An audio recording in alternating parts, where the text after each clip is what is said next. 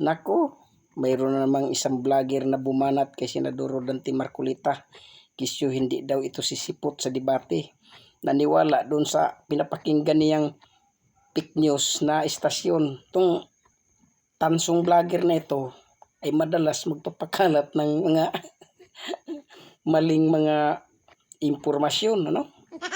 Katulad na lang sa sinasabi niyang Italiano Gold ni Bongbong Marcos na hanggang ngayon yun pa ang nagbinta ng gold. O pakinggan na natin si tansong vlogger. So ito mga sangka, diretso po tayo. Kasi may magho-host na pa naman sa kanilang magiging debate ni Justice Carpio. Ayan o, yung PBA or Philippine Bar Association handa daw maging host sa debate na ito. Handang maging host ang Philippine Bar Association sa hiling na public debate sa pagitan ni dating Senior Supreme Court Associate Justice Antonio Carpio at Senador Rodante Marcolita. Aha. Kaugnay yan sa issue sa West Philippine Sea. Ang tanong, ready kaya ang Senador? Yan ang Agenda report ni Ang tanong, ready kaya ang senador? Mukhang hindi. Fuentes ng Abante. Let the games begin. Mhm. Dahil buo na ang produksyon sa inaabangang debate sa pagitan ni dating Senior Associate Justice Antonio Carpio at Senator Rodante Marcolita patungkol sa West Philippine Sea. Yan ay matapos maglabas ng pahayag ang Philippine Bar Association na gusto raw nilang maging host sa debate. Ayun. At hindi lang yan, dahil all in na, kasi sila na rin raw ang bahala sa venue. Okay. Ulitin ko, ang nag-aya po na netong debate ay si Marcolita. Okay? Si Marcolita, hinahamon niya po eh. Ngayon, pinatulan.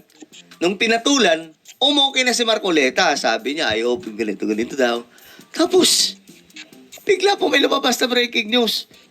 Balak daw kasuhan si Carpio ni Marcolita, di umano. O bakit ganun? Alam ko ba debate, bakit may kasuhan na? Hoy, tansong vlogger, makinig ka, napakabobo mo.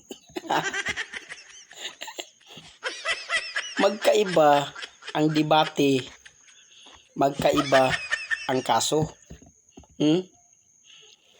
Porkit ba may debate, hindi kan ba pwedeng magkaso? Napaka-uplok mo talaga. Si Senator Marcolita ang humamon kay Carpio dahil sa tila magkaiba nilang posisyon at ito kaugnay sa West Philippine Sea. Malinaw ha, si Marcolita ang humamon.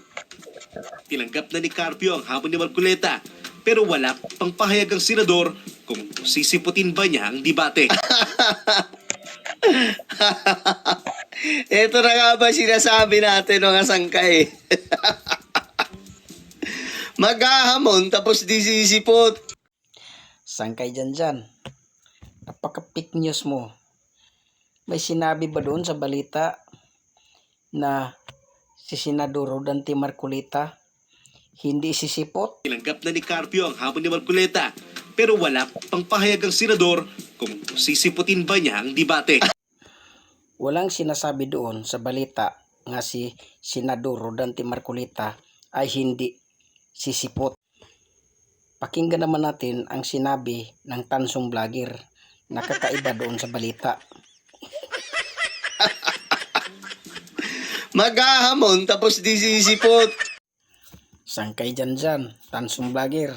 Ha? Halatado ka na. Ha? Di ka marunong umunawa sa mga pinagbablog mo. Ha? Pwede ba ilayo mo sa akin? Kakahiya Ayoko ka. makita ito. Maitaulo ko